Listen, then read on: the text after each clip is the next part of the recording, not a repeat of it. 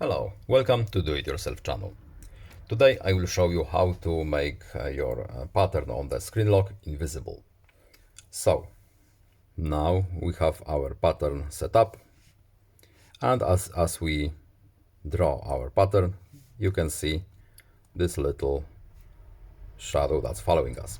To turn it off for better security, we have to go to the settings, then lock screen options here, and secure lock settings right here. Confirm our lock, and here it is, make pattern visible. Now it's active, it's turned on.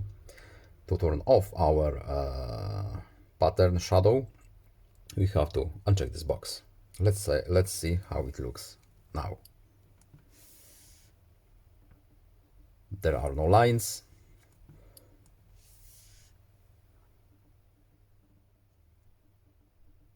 As you can see. I hope this video was helpful to you. Please leave a like and subscribe. Have a nice day and see you in the next video. Goodbye.